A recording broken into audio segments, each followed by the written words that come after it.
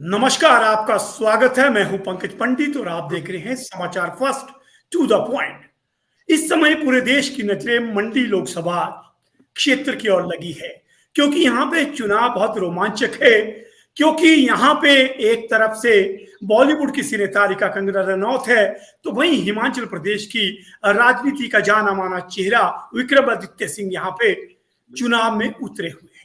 लेकिन सबसे अहम बात यह है कि वर्तमान में ये चुनाव कांग्रेस व भाजपा में भले ही हो, लेकिन ये दोनों चेहरे अब इतने बड़े हो गए हैं। एक तरफ वीरभद्र सिंह की पूरी सियासत है, उनकी पारिवारिक पृष्ठभूमि से जुड़े हुए विक्रमादित्य सिंह है जो स्वयं मंत्री है।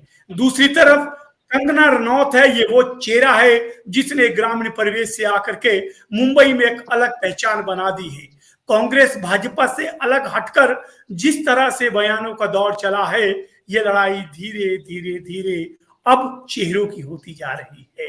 और आज आप पूरा मीडिया को देखिए, जो भी बयान होता है उसमें कंगना विक्रमादित्य ज्यादा नजर आते हैं। कांग्रेस भाजपा जो है वो पृष्ठभूमि पे जाती हुई दिख रही है। सबसे अहम बात, इससे सबसे अधिक नुकसान किसका हो रहा है? मुद्दों का। क्योंकि चुनाव मुद्दों पे लड़ा जाता है, लेकिन जब चेहरे बड़े हो तो कहीं ना कहीं मुद्दे छुप जाते हैं। जी हाँ, इन्हीं मुद्दों पे चर्चा करने के लिए आज हमारे पास कांग्रेस और भाजपा की ओर से दोनों प्रवक्ता जो है वो हमारे साथ जुड़ चुके हैं। सबसे पहले मैं आपका परिचय करवाना चाहूंगा, जो आज हमारे साथ जो चेहरे जुड़े हुए हैं। मेरे साथ सबसे पहले हैं आकाश शर्मा, जो मुख्य प्रवक्ता है कांग्रेस के, और उसके साथ भाजपा की ओर से हैं प्रशांत शर्मा, जो है भाजपा की ओर से प्रवक्ता है। सबसे पहले आकाश जी, सरकार आपकी है प्रदेश में, तो पहला मौका भी आपको ही दूंगा, क्योंकि आपका मौका बनता है। तो सबसे पहली बात, ये जो मुकाबला कांग्रेस भाजपा का हो रहा है, दोनों बड़े चेहरे चुनाव लड़ रहे हैं, वर्तमान परिदृश्य में आपको क्या लगता है, कांग्रेस सुखद स्थिति में है? पंकज भाई को और भारतीय जनता पार्टी के प्रवक्ता को और सभी व्यूअर्स को मेरा सर्वप्रथम सादर प्रणाम है। आज जो मंडी की सीट है, ये पूरे भारतवर्ष की नजर में एक हॉट सीट बनी हुई है। वो इसलिए भी बनी हुई है क्योंकि यह वो सीट है जिस सीट का प्रतिनिधित्व राजकुमारी अमृत कौर ने किया, जो पहली सांसद रही और स्वतंत्र भारत की पहली हेल्थ मिनिस्टर रही जिन्होंने एम्स बनाया। इस सीट का प्रतिनिधित्व राजा ललित सेन ने किया, जो एक बहुत बड़े एजुकेशनिस्ट थे, जिन्होंने लक्ष्मण सेन मेमोरियल कॉलेज का गठन किया। राजा जोगिंदर सेन ने किया, जिनकी पढ़ाई जो है अब्रॉड में हुई और मंडी स्टेट को एक नाम दिया। महेश्वर सिंह जी ने किया, वीरभद्र सिंह जी ने किया, जो पंडित जवाहरलाल नेहरू से लेकर मनमोहन सिंह तक मंत्री रहे, केंद्र में 6 बार मुख्यमंत्री रहे, 4 बार सांसद रहे। पंडित सुखराम जी ने किया, जिन्होंने संचार क्रांति में जो है वो झंडे गाड़े, और प्रतिभा सिंह जी ने किया, गंगा सिंह जी ने किया। ऐसे ऐसे लोग इस सीट पे रहे जिन्होंने भारतवर्ष में जो है मंडी का, जो भारतवर्ष का सबसे दूसरा बड़ा क्षेत्रफल के हिसाब से संसदीय क्षेत्र है, का प्रतिनिधित्व किया। वर्तमान में विक्रमादित्य सिंह जी बतौर प्रत्याशी हैं कांग्रेस के, और कंगना रनौत जी भारतीय जनता पार्टी की प्रत्याशी हैं। तो मंडी एक जो छोटी काशी के नाम से भी विख्यात है। और पंकज भाई, 6 जिले इस कॉन्स्टिट्यूंसी में इन्वॉल्व हैं। आधा हिमाचल जो है मंडी संसदीय क्षेत्र में आता है। आपको तो मेरे से ज्यादा नॉलेज है इन सारी चीजों का। तो मंडी जैसी सीट पे जो आज मुकाबला चला हुआ है, तो सभी लोगों की नजरें हैं, नेशनल मीडिया इस सीट पे बना हुआ है, पल पल की खबरें आ रही हैं, जो भी बातें हो रही हैं। लेकिन हमारा जो मेन फोकस है वो विजन पे ही डिपेंड है कि विक्रमादित्य सिंह जी को जो कांग्रेस का प्रत्याशी बनाया गया है, वो एक राजनीतिक पृष्ठभूमि से आते हैं। 62 वर्षों तक उनके परिवार ने जो है राजनीति में अपना प्रतिनिधित्व प्रदान किया है। वीरभद्र सिंह जी के बेटे हैं, वर्तमान सांसद के पुत्र है, और शिमला जो ग्रामीण क्षेत्र है उसके विधायक और वर्तमान में पीडब्ल्यूडी मंत्री भी हैं। तो हम जो ये इलेक्शन लड़ रहे हैं मंडी संसदीय क्षेत्र का, वो विकास के ऊपर लड़ रहे हैं, मुद्दों के ऊपर लड़ रहे हैं, और जो उनकी कार्य प्रणाली है, जो उनका विजन है, उसके ऊपर लड़ रहे हैं। और हमारा मेन फोकस यही रहेगा कि जिस प्रकार से हिमाचल प्रदेश में सरकार बनते ही कांग्रेस की जो गारंटीज दी गई थी, चाहे ओपीएस है कर्मचारी वर्ग को, उसको पूरा किया गया। आपको विदित है कि जिनको 2300 रुपए पेंशन मिलती थी कर्मचारियों का, आज वो 43,000 पे पहुंच गए हैं। 1500 रुपए जो है महिलाओं को कुछ क्षेत्रों में मिलना शुरू हो गया, बाकी जो है फॉर्म भरे जा रहे हैं।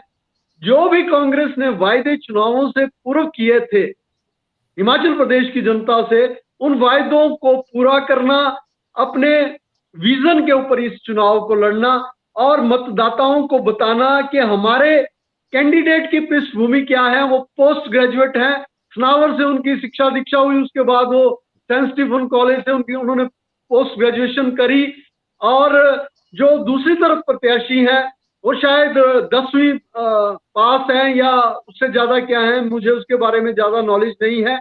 और जब प्राकृतिक आपदा हिमाचल प्रदेश में आई उस समय वो कहाँ थी, क्या वो भारतीय जनता पार्टी की कभी प्राथमिक सदस्य रही भी हैं?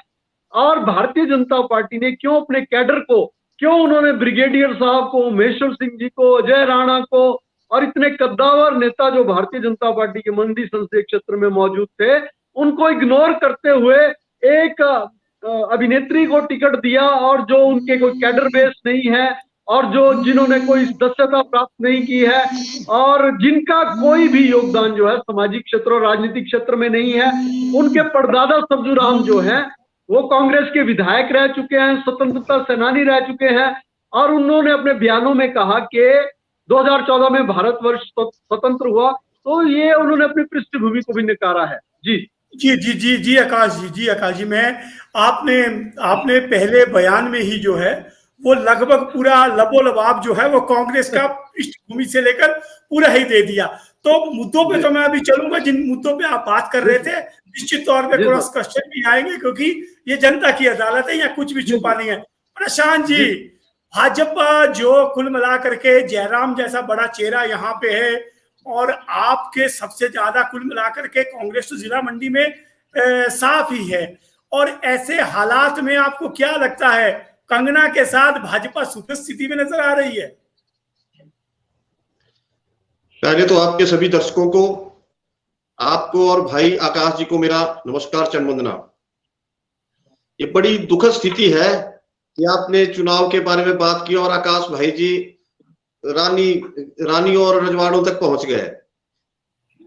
आज जो मंडी संसदीय क्षेत्र का चुनाव चल रहा है वो इसलिए महत्वपूर्ण है कि ये लड़ाई एक आम नागरिक और एक राजशाही के खिलाफ है।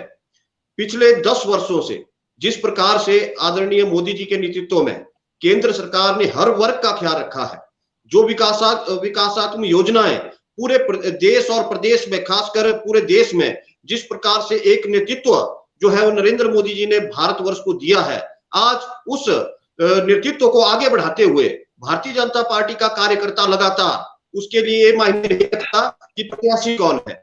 भारतीय जनता पार्टी का कार्यकर्ता 3 साल के 365 दिन लगातार लोगों के बीच में रहकर अपनी बात को रखता है। मोदी सरकार और प्रदेश सरकार जो पूर्व में जयराम ठाकुर जी की सरकार थी उनकी योजनाओं को रखता है।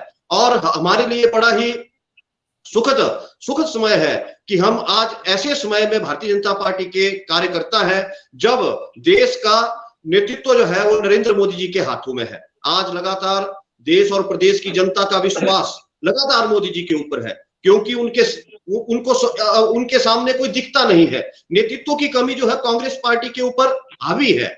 आज हम एनडीए के जितने भी अलायंस है वे एकजुट होकर एक मन से कह सकते हैं कि आने वाले चुनावों के बाद नरेंद्र मोदी जी जो है वो एनडीए का नेतृत्व करेंगे। परंतु दूसरी तरफ जो इंडी गठबंधन बना हुआ है उसका एक भी पार्टी, एक राजनीतिक दल ऐसा नहीं कह सकता कि राहुल गांधी हमारा नेतृत्व करेंगे, उद्धव ठाकरे हमारा नेतृत्व करेंगे, केजरीवाल हमारा नेतृत्व करेंगे। ये बड़ी ही उधेड़ बुन में जो इंडी गठबंधन आज इस देश में बना हुआ है उसको देखकर कहीं नहीं लगता कि कांग्रेस पार्टी आज कहीं पर भी चुनावी लड़ाई लड़ने की स्थिति में है। भारतीय जनता पार्टी एक तरफा जीत पूरे देश में और 400 पार का नारा जो है वो भारतीय जनता पार्टी इन चुनावों में पूरा करेगी, इसमें कोई शक शुबा नहीं है। जी सबसे पहले प्रशांत जी, आपने बात कही कि हमारे पास बहुत बड़ा चेहरा है और हम बड़े चेहरे के साथ जा रहे हैं। तो पहला सवाल आकाश जी, मंडी में 9-0 अगर मैं विधानसभा चुनावों की बात करूं तो यहां से खाता भी नहीं खुल पाया था और जयराम ठाकुर जैसा बड़ा चेहरा यहाँ पे मंडी की सम्मान की लड़ाई को लेकर के वो आगे एक बार फिर से आगे हैं। विधानसभा में जो बात उन्होंने की थी, तो क्या ऐसे में विक्रमादित्य सिंह के पक्ष में मंडी चल पाएगा? पंकज भाई, बहुत बहुत अच्छा प्रश्न किया आपने, और सबके दिमाग में ये प्रश्न बार बार गूंज रहा है कि मंडी जिला में 9 सीटों पर भारतीय जनता पार्टी काबिज है। लेकिन हम आपको आंकड़ों के हिसाब से बताना चाहते हैं कि द्रंग में ठाकुर कौल सिंह जी कितने मतों से हारे? 600 मतों से। प्रकाश चौधरी जी कितने मतों से हारे? 1200 1250 मतों से। जयराम जी सराज में कितने मतों से जीते? 36,000 मतों से। तो ये सब स्थितियां जो आंकड़ों के हिसाब से, नाचन में हमारी जीत क्यों नहीं हुई? सुंदरनगर में हम अभिषेक ठाकुर जी ने कितने मत प्राप्त किए? 14,000। आज वो कहां पे हैं? आनी में किशोरी लाल जी को कितने मिलते हैं? आज वो कहां पे हैं? महेश्वर सिंह जी का क्या रोल है? आपके युवराज जी का करसोग में क्या रोल है? ये स्ट्रेटेजिकली पोजीशन है। हमें ये लगता है, मैं ये आपके माध्यम से मैं बोलना भी चाहता हूं कि मंडी में हमने जो सीटें हारी वो शायद ओवर कॉन्फिडेंस की वजह से भी कुछ सीटों को हमने लूज किया है। लेकिन जहां मतों की प्रतिशतता को देखा जाए तो कांग्रेस कई सीटों पे बिल्कुल बराबरी पे है। तो इसका आने वाले लोकसभा के चुनाव में अवश्यमेव जो है कांग्रेस को फायदा भी मिलेगा, क्योंकि वर्तमान में कांग्रेस की सरकार हिमाचल प्रदेश में है और कांग्रेस ने कर्मचारी वर्ग को लाभान्वित किया है, महिलाओं को लाभान्वित किया है। और प्रशांत जी का मैं एक जवाब देना चाहता हूं, क्योंकि ये लोग एक ही बात को भुना रहे हैं कि मोदी जी मोदी जी मोदी जी।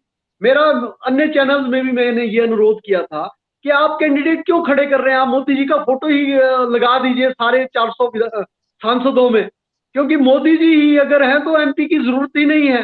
बोलना तो एमपी को ही पड़ेगा लोकसभा में। मेरा सबसे बड़ा प्रश्न है। दूसरा प्रश्न ये है कि जो 2014 में गरीबी रेखा में 40 करोड़ लोग थे, आज 2024 में 80 करोड़ है। इनका डाटा है सरकार का। कॉर्पोरेट टैक्स का जो है दिन प्रतिदिन टैक्स घट रहा है, हमारे मीडियम लोगों का टैक्स जो है बढ़ रहा है। भ्रष्टाचार, बेरोजगारी और जो अन्य मुद्दे हैं बीएसएनएल को लेकर, ये सारे मुद्दे गौण हो चुके हैं। केवल और केवल मात्र लोगों को बरगलाने का काम किया जा रहा है। तो ये बहुत सारे प्रश्न हैं भाई, जो लोग आने वाले जो इलेक्शंस हैं उसमें जवाब देंगे। जी प्रशांत जी, मैं आपकी तरफ आऊंगा। देखिए, अगर आप मोदी का नाम ले रहे हैं तो निश्चित तौर से जो केंद्र की जितनी विफलताएं हैं वो भी ढात पे ढोनी पड़ेगी। मुद्दा चाहे बेरोजगारी का हो, जो जो मुद्दे उन्होंने कहा, विशेषकर आपदा का मुद्दा कांग्रेस सबसे बड़ा जो चुनावी मुद्दा है। आपदा कंगना को घेरा ही जा रहा है कि आपदा के समय आप कहाँ थे। वही केंद्र ने भी आरोप है कांग्रेस का कि आपदा के समय सहयोग नहीं किया। एक आपदा और दूसरा सबसे बड़ा जो मुद्दे इन्होंने उठाए कि वर्तमान में सरकार इनकी है, तो ऐसे में भाजपा का इस पर क्या जवाब रहेगा? पहली बात तो मैं बता दूं, मुद्दों से भाग कौन रहा है? आज कांग्रेस पार्टी मुद्दों से भाग रही है। हम इनको चैलेंज करते हैं कि किसी भी मुद्दे पे ये चर्चा के लिए आ जाएं, परंतु ये भाग रहे हैं। ये कंगना जी के ऊपर पर्सनल अटैक कर रहे हैं लगातार। अरे भाई, मुद्दों पे बात करनी है तो आप करें। आपदा के समय कांग्रेस पार्टी की सरकार कहां थी? सबसे बड़ा प्रश्न ये है। सुक्खू जी जब आपदा का समय आया तो हमीरपुर में किसी अपने मित्र के घर में किसी फंक्शन में बैठे हुए थे। कितने दिनों के बाद आए? रानी प्रतिभा सिंह जी आपदा के समय कितने दिनों तक हिमाचल से बाहर रही। कारण क्या बताया कि मैं लोकसभा के उस सेशन में थी। अरे भाई, नितिन गडकरी जी भी वहीं पे थे, नड्डा जी भी वहीं पे थे, अनुराग जी भी वहीं थे, हमारे नेता प्रतिपक्ष आदरणीय जयराम ठाकुर जी। जैसे ही ये आपदा शुरू हुई उसके दूसरे दिन ही लगातार लोगों के बीच में रहे। उन्होंने लोगों के दुखों को साझा किया। आदरणीय नितिन गडकरी जी हिमाचल प्रदेश में आए और उन्होंने पूरी जितनी सहायता हो सकती थी दी। इनके प्रत्याशी खुद कहते हैं, वो आंकड़ा देकर कहते हैं कि जो मैंने केंद्र से मांगा वो हमें मिला। एनएच को लेके हो चाहे पीएमजेएसवाई को लेके है, ये बड़े बड़े आंकड़े जो है विक्रमादित्य जी खुद कहते हैं। दूसरी तरफ इनके मुख्यमंत्री जी आदरणीय सुखविंदर सुक्खू जी कहते हैं कि हमें कुछ नहीं मिला। अरे भाई, कहां गया?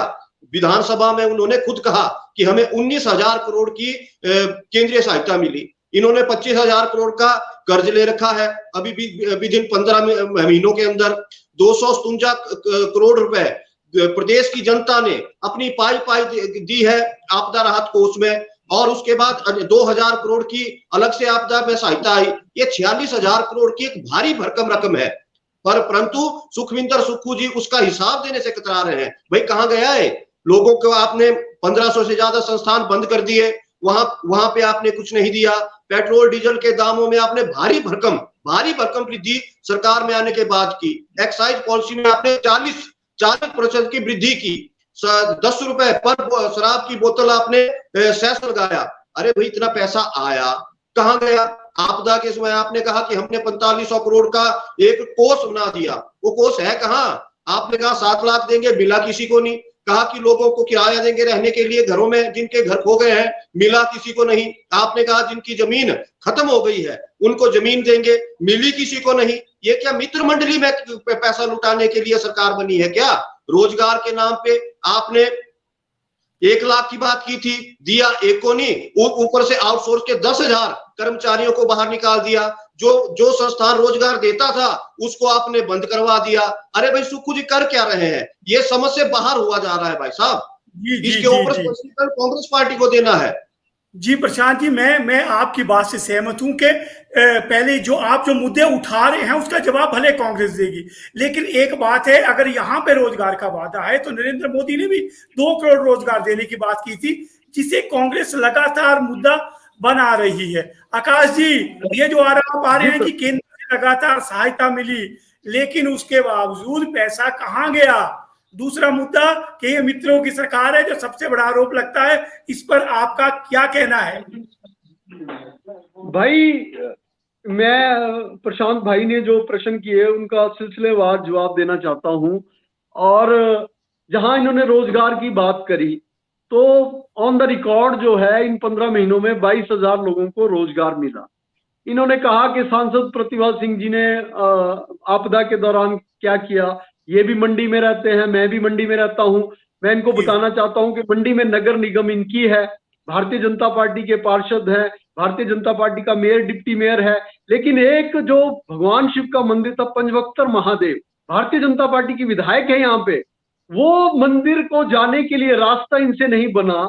और श्रीमती प्रतिभा सिंह जी ने एमपी लेड से 30 लाख रुपए देके 2 महीनों के अंदर जो है उस पुल का निर्माण कराया।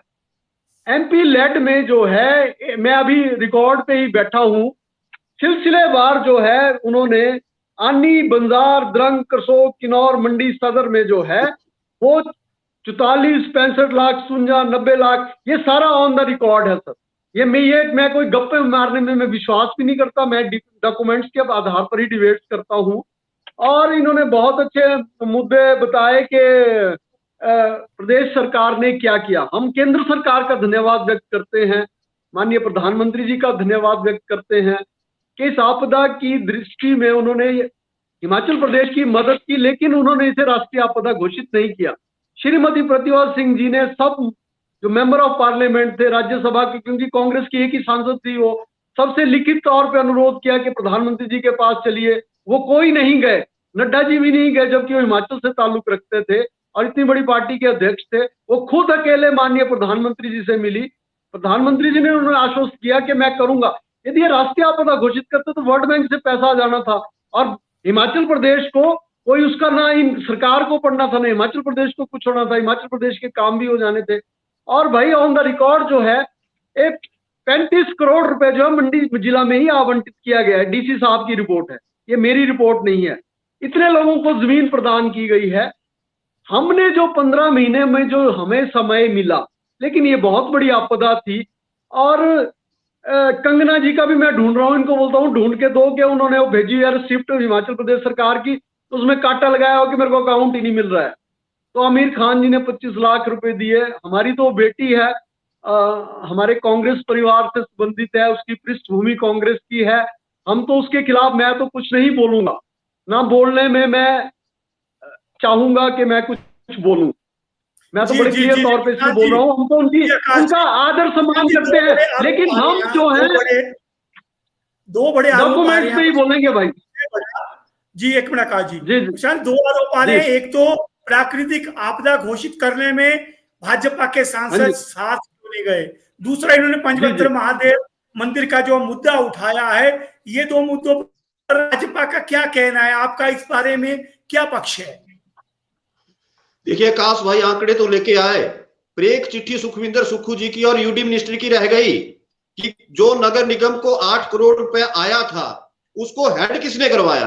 अरे भाई, आज 8 करोड़ नगर निगम को आया है, परंतु राज्य सरकार ने स्पेशली ऑर्डर किए हुए हैं कि इसमें से 1 रुपया भी आप खर्च नहीं कर सकते। ये भी ऑन रिकॉर्ड है, मैंने कल ही पता किया हुआ है। इस प्रकार की अगर नगर निगम बना हुआ है, ये ऐसी द्वेष की भावना के साथ आप मंडी नगर निगम के साथ व्यवहार कर रहे हैं, तो ये तो चिंताजनक विषय है। इसके ऊपर तो अगर 8,000 रुका है तो विद यूडी मिनिस्टर की सिफारिश के ऊपर ही रुका होना ना। ऐसे तो मुख्यमंत्री जो है दूसरे मंत्रालय में कहीं घुसपैठ तो नहीं कर रहे हैं। सबसे बड़ा प्रश्न तो ये है कि 8,000 करोड़ जो नगर निगम को आया उसको हेल्ड क्यों किया गया। जी, मैं आप थोड़ा आकाश भाई लगातार नगर निगम के साथ बहुत अच्छे ताल्लुक रखते हैं, ये अच्छी तरह से जानते हैं कि 8 करोड़ को क्यों रोका गया कि राज्य सरकार द्वारा। पंकज भाई, इन्होंने फिर मेरी दुखती रग पे जो है वो हाथ रख दिया है। नगर निगम और नगर परिषद हमेशा मेरा जो है सेंटिमेंटल तौर से मैं इससे जुड़ा रहा। मैं प्रशांत भाई को बताना चाहता हूं कि नगर निगम जो है वो आनंद है, पहले बनाया गया, फिर 15 करोड़ जी की घोषणा की जयराम जी ने कि 15 करोड़ जो है हमने दे दिया, आपदा के बाद 15 करोड़ रुपए दे दिया, कोई पैसा। हाँ, मैं बता रहा हूँ वो डॉक्यूमेंट्स निकालना तेजिंदर जी। 8 करोड़ भाई क्यों गया? क्योंकि इन्होंने टेंडर ही नहीं किए। एक बार टेंडर हो जाते हैं तो इनकी मेयर बैठी हुई थी वहां पे, वो भी मेरी कुलीग है, मैं उनके बारे में भी कुछ नहीं कहना चाहता। She is very sober lady और वेरी नाइस लेडी। उन्होंने कोई टेंडर नहीं किए। मैंने कमिश्नर साहब से जब इंक्वायरी की तो उन्होंने कहा कि आकाश इन्होंने टेंडर ही नहीं किए, वार्ड वाइज टेंडर नहीं किए, तो पैसा उन्होंने वापस मंगवा लिया। वो तो और डिपार्टमेंट से भी वापस आया जिस प्रकार की स्थिति बनी। जी, अरे अगर गलत नहीं भाई प्रशांत भाई, ये एक्चुअल में 8 करोड़ आज भी नगर निगम के बैंक अकाउंट में है, परंतु उसको खर्चने पर राज्य सरकार ने बिल्कुल प्रतिबंध लगाया हुआ है। सबसे बड़ा प्रश्न तो ये है भाई, अगर जो टेंडर प्रक्रिया नहीं करी, इन्होंने टेंडर नहीं लगाया। जी जी जी मैं दोनों हमारे गेस्ट को रोकना चाहूंगा। देखिए, ये आरोप प्रत्यारोप है, हालांकि इसमें अंतिम निर्णय जनता को लेना है कि नगर निगम के पास 8 करोड़ आया, वो किसने रोका, क्या वाकई टेंडर नहीं लगे। लेकिन निश्चित तौर पे हम बड़े संसदीय क्षेत्र की बात कर रही हैं। अगला मुद्दा, आपको लगता है कि इस मुद्दे में धीरे धीरे पार्टियां पीछे होती जा रही है और कहीं ना कहीं ये चेहरों की सियासत बदलती जा रही है? आज कंगना और विक्रमादित्य के जो निजी आरोप प्रत्यारोप में ये राजनीति घिरती जा रही है, इस पर सबसे पहले कांग्रेस से मेरा सवाल रहेगा कि कंगना के आते ही जो बयान आए कांग्रेस की तरफ से, आपको क्या लगता है निजी हमलों की शुरुआत आपकी तरफ से हुई है या भाजपा की ओर से? पंकज भाई, कांग्रेस पार्टी ने कभी भी जो है सुश्री जो भारतीय जनता पार्टी की उम्मीदवार हैं उनके खिलाफ कभी नहीं बोला, ना ही कोई बयान कांग्रेस पार्टी की तरफ से आया। विक्रमादित्य सिंह जी ने उनको अपनी बड़ी बहन के रूप में माना। हम उनको मान रहे हैं कि वो कांग्रेस पृष्ठभूमि से बिलोंग करती है, क्योंकि उनके परदादा पहले जो है एमएलए कांग्रेस के रहे। लेकिन मैं इस संदर्भ में ये बात जोड़ना चाहता हूं कि भारतीय जनता पार्टी आज एक पिच बना रही है। पिच जो है उनकी तरफ से तैयार की जा रही है कि हम लोग उस पर बैटिंग करें, लेकिन वो बड़े संशय में है। हम केवल मुद्दों पे आधारित राजनीति करेंगे, विकास पे आधारित राजनीति करेंगे। हम हमेशा कंगना जी को प्रणाम करेंगे, हम उनके बारे में कुछ नहीं बोलेंगे। सोशल मीडिया में जो चलता रहे, मीडिया में जो चलता रहे, हमारे लिए वो परम आदरणीय है, क्योंकि संसदीय क्षेत्र की उम्मीदवार है।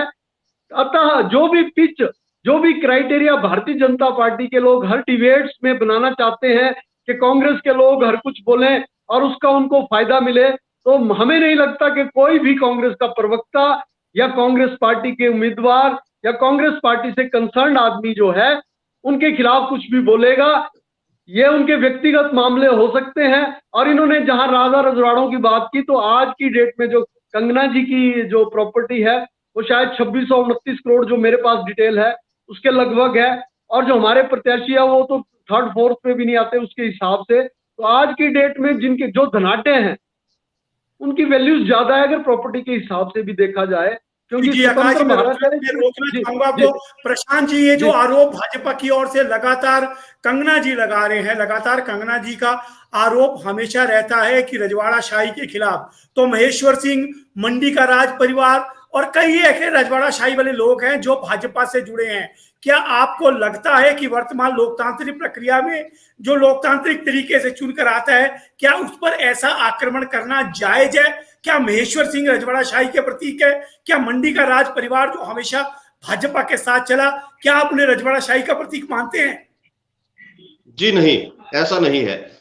जब कोई राज परिवार से जुड़ा हुआ व्यक्ति जब कोई इस प्रकार का संवाद जो है वो पब्लिक के साथ करता है, पिछले कल या परसों आदरणीय विक्रमादित्य जी ने ऊपर किसी सभा में कहा कि जो राजगद्दी होती है इसके सामने देवता भी झुकते हैं। ये ऑन रिकॉर्ड है, अगर आप चाहें तो इसकी तस्दीक कर सकते हैं। जब इस प्रकार की भावना लोगों में, उनके दिलो दिमाग में बैठी होती है तो रजवाड़ा शाही के ही प्रतीक होते हैं। महेश्वर सिंह जी आज भी कुल्लू में जाएं तो एक बड़े साधारण व्यक्ति की तरह जीवन जीते हैं। ऐसे जिस प्रकार का इनका व्यवहार है, प्रतिभा सिंह जी क्या कहती है, ये क्या चीज आई हुई है, कैसी हुस्न की परी है। अरे ये जो कुछ विशेषताएं होती हैं ये केवल मात्र राज परिवारों में ये होती है जो दूसरे व्यक्ति को केवल मात्र तुच्छ समझते हैं, कोई वस्तु समझते हैं, कोई चीज समझते हैं। हमें नहीं लगता कि इस प्रकार की कोई भी बयानबाजी होनी चाहिए। परंतु जैसे आपने आकाश भाई से पहले प्रश्न पूछा तो इनकी थोड़ी सी जुबान जो है वो लड़खड़ा गई, क्योंकि इनको पता है कि सबसे पहले जो प्रहार किया था वो दिल्ली में बैठी हुई इनकी राष्ट्रीय प्रवक्ता ने ही इनके ऊपर किया था। उसके बाद लगातार छोटे छोटे स्तर के कार्यकर्ता भी इनके लगातार जो है वो प्रहार कर रहे हैं। तो इस प्रकार की चीजें चुनावों में नहीं होनी चाहिए, हम भी मानते हैं। परंतु इसके लिए जो बड़े नेता हैं, जो अपने आप को बहुत बड़ा नेता मानते हैं, उनको थोड़ी अपनी आदतों में सुधार करना चाहिए, ये हमारा मानना है। आकाश जी, क्या आपको लगता नहीं है कि ये जो निजी हमले है इससे ज्यादा नुकसान कांग्रेस को होता नजर आ रहा है? जैसे आप कह रहे हैं हम नहीं बोलते हैं, लेकिन हर दूसरे दिन कोई ऐसा बयान निश्चित तौर पे सामने आ जा रहा है, चाहे प्रतिभा सिंह का हो चाहे और बयान हो, जिससे कांग्रेस का ज्यादा समय जो है वो सफाई और जवाब देने में निकल रहा है। मुझे पंकज भाई ऐसा लगता है कि आज तक जो है ना हमारे उम्मीदवार ने कोई ऐसा बयान दिया, ना रानी साहिबा ने ऐसा कोई बयान दिया कि जिससे कोई भी कंट्रोवर्सी क्रिएट हो। कई बार घर की बातें होती है, ये जो सोशल मीडिया है, टेलीफोन्स हैं, इन्होंने भी बहुत अलग जैसा एटमॉस्फेयर क्रिएट किया हो। कई बार घर में कोई बात हो रही होती है, अब उस बयान को तोड़ मरोड़ के जो है एकदम पेश किया जाता है, वायरल किया जाता है। और इस सीट का सबसे बड़ा ये है कि ये हॉट सीट बनी हुई है, पूरे भारतवर्ष का मीडिया इसको कवर कर रहा है, पल पल की खबरें जो है वो दे रहा है। कोई भी बात जब भी मुंह से निकलती है तो बात जो है वो यहाँ से दिल्ली पहुंच जा रही है, बॉम्बे पहुंच जा रही है। इस करके ये बहुत ज्यादा विवाद जो है वो आ रहे हैं। लेकिन हमें ये लगता है, जैसे प्रशांत जी ने कहा कि विक्रमादित्य सिंह जी ने कहा, अब मैं भी देव संस्कृति से जुड़ा हूं, आप भी देव संस्कृति से जुड़े हुए। हमें पता है कि शिवरात्रि मेले में इतने देवी देवता आते हैं, बड़ा देव कमरूनाग जब आते हैं तो राज माधव जी के प्रांगण में भगवान को मिलके वो राजमहल में ही जाते, जो गद्दी वहां पे है वहां। ये एक हमारी परंपराएं हैं, ये हमारी संस्कृति है, ये हमारी सभ्यता है और इन चीजों को नकारा नहीं जा सकता। लोगों की जो आस्थाएं जुड़ी हुई हैं, लोगों की जो अब हर कोई व्यक्ति जो है वो राज परिवार में पैदा तो नहीं हो सकता है। राज परिवार में यदि कोई व्यक्ति पैदा हुआ तो वो उसकी कोई गलती नहीं है। तो ये जो बातें करनी और इस पिच पे खेलना, ये बहुत बड़ी गलत बात है। और रानी किरण कुमारी थी मंडी की, भारतीय जनता पार्टी ने उनको टिकट दिया मंडी से, और वो कितनी डेडिकेटेड थी। हालांकि जो मंडी का राजघराना है वो हमेशा से कांग्रेस का राजा जोगिंदर सेन, अमृत कौर, ये कांग्रेस के सांसद रहे हुए हैं। महेश्वर सिंह जी उनके सगे भाई जो भारतीय जनता पार्टी से संबंध रखते। तो ये सब चीजें जो हैं ये अलग तरह की है। माधवराव सिंधिया जी, विजय राजे सिंधिया जी, ज्योतिरादित्य सिंधिया जी, तो किसी पे आक्षेप लगाना बहुत आसान है। लेकिन मुझे लगता है कि मुद्दों पर आधारित राजनीति होनी चाहिए। हमें बताना चाहिए कि प्रतिभा सिंह जी ने पिछले रजीम में 1.5 साल में क्या किया, उनका एमपी लेट गया कि नहीं गया, उन्होंने मंडी के लिए क्या किया, आईआईटी किसके समय में आई, मेडिकल कॉलेज किसके समय में बना, ULKT 2.5 की परियोजना किसके रजीम में आई। मंडी शहर में 32.5 करोड़ का जो सौंदर्यीकरण वो कब हुआ, टारना माता का सौंदर्यीकरण, पौड़ियों का सौंदर्यीकरण, ये सब कार्य जो है किसके रजीम में हुए, ये ऑन रिकॉर्ड है। और मुझे तो ऐसा लगता है कि शिव धाम के लिए भी बना दिया, बजट एलोकेट नहीं किया, महाविश्वविद्यालय बना दिया, बजट एलोकेट नहीं किया, कॉलेज की बिल्डिंग आधी अधूरी पड़ी है, वो लोहे की थी, बड़ी मुश्किल से उस पर छत डलाया गया कि सड़ जाएगी। तो इस प्रकार के कार्यकलाप किए गए, लोग सब समझते हैं और लोगों को मुझे लगता है कि बताने की जरूरत नहीं। मंडी के लोगों ने उस समय भी वोट दिया जब भारतवर्ष में जो है मोदी जी की सरकार थी और जयराम जी की सरकार थी। तो पर मुद्दों पे आधारित ही राजनीति होनी चाहिए, जी, मुद्दों पे आधारित राजनीति होनी चाहिए। मैं आपकी बात से सहमत हूं। समय को देखते हुए आखिरी सवाल प्रशांत जी, मंडी में किसकी साख दांव पे है? जयराम ठाकुर बड़ा चेहरा है या कंगना रनौत? साख तब दांव पे लगती है जब कोई शक हो। भारतीय जनता पार्टी एक बड़े मार्जिन से जीत रही है क्योंकि हमारे पास केंद्र में एक सशक्त नेतृत्व है, प्रदेश में एक सशक्त भारतीय जनता पार्टी का संगठन खड़ा हुआ है। पिछले 10 वर्षों में हर गरीब को सिक्योरिटी मिली है, डिग्निटी मिली है। उसी के आधार पर आज भारतीय जनता पार्टी का प्रत्येक कार्यकर्ता कंगना रनौत जी के लिए एक भारी भरकम जीत का जो है वो एक मैदान तैयार कर रहा है। और हमारा मानना है कि जिस प्रकार से 2019 में भारतीय जनता पार्टी की बड़ी जीत हुई थी, उसी रिकॉर्ड को इन चुनावों में तोड़ा जाएगा। जी, आप सब दोनों मेरे जो साथ है जुड़े हुए, प्रशांत जी और आकाश जी, आपका बहुत बहुत आभार। अगली बार आप लोगों को एक बार फिर मंडी ले चलेंगे और मुद्दा रहेगा मंडी में जो भाजपा के पुराने चेहरों में बगावत है, उस पर बात करेंगे। इसी के साथ हमारे साथ जुड़ने के लिए सभी दर्शकों का बहुत बहुत धन्यवाद। आप देख रहे हैं समाचार first to the point. Thank you.